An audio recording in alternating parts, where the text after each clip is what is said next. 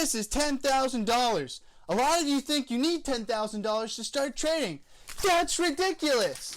I can teach you how to trade right now if you want to. All you have to do is pay me $6,000 so I can get you one of my advisors to show you the things that I don't do anymore. And then you can be rich just like me.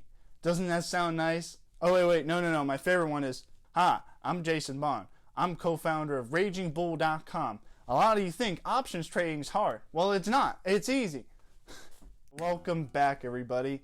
Hope you're all having a wonderful day. If you didn't know already, I was quoting Timothy Sykes and Jason Bond because I see their YouTube ads every single YouTube video I watch, just because I am in the stock realm. And today I wanted to go over what the difference between marketing and actually doing something is.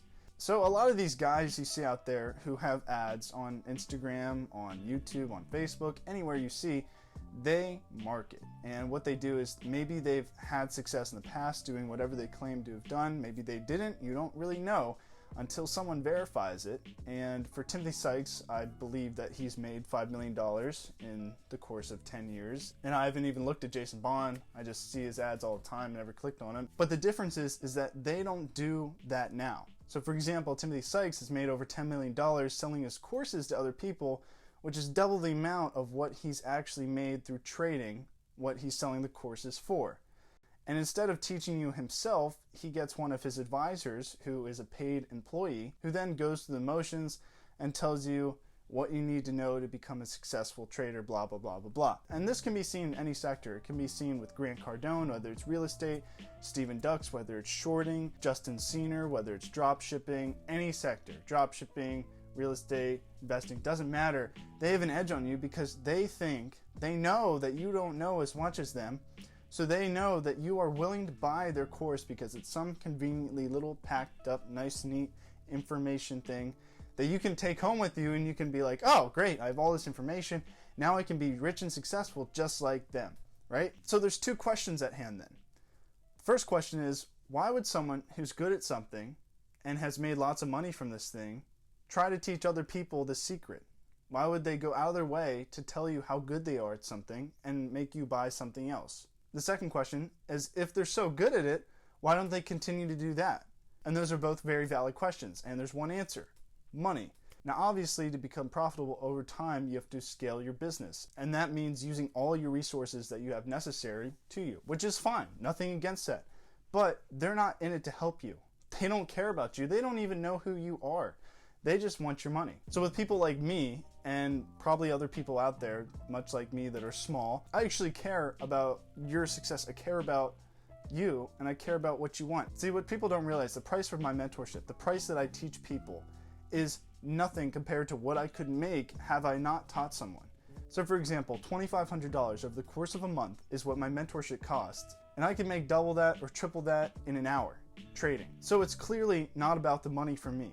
Because if I was charging some outrageous thing like $6,000, $7,000, again, I could make that in a day. I wouldn't have to wait a whole month to make that kind of money.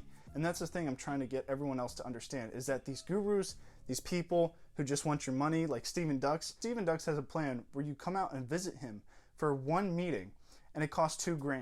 You have to pay for airfare, you have to pay for a place to stay, and all he's doing is giving you one little meeting. In my opinion, you just wasted $3,000 traveling out there for one lesson. And do you honestly think that you get anything out of that one lesson?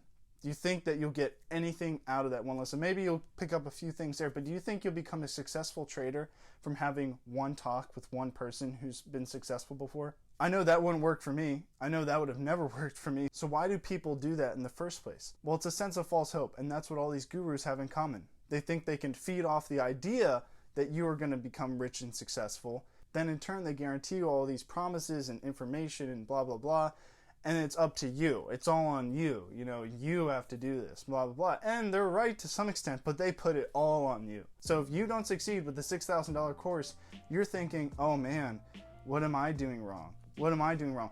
If you pay $6,000 for someone, you should be able to know how to trade front, back, sideways, left, right. You should be an expert in trading if you pay $6,000 for something. So with my mentorship, $2,500 goes a long way because I'm with you for a month. It's a one-on-one thing. We get to know each other. We get to go through everything that I went through, and I get to teach you all my beginner mistakes and everything that set me back from whenever I was starting out trading. And I would tell you everything that I wanted to know whenever I started out. So there's a lot of different things, and I know I'm going on a rant right now, but it just irks me sometimes because every single time I see one of these YouTube ads, I know people are clicking on them, and I know people are buying into them, and I just don't understand why.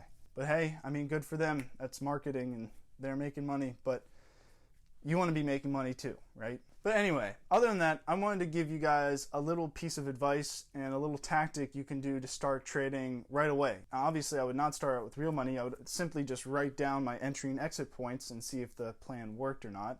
But a thing you can do right now is you can watch the markets, you can set a scan, and there's two ways you can look at the scan. You can go on Yahoo Finance and they have percent gainers. Just look at that and just go through those charts. Or if you have Thinkorswim like I do, you could set up a scan.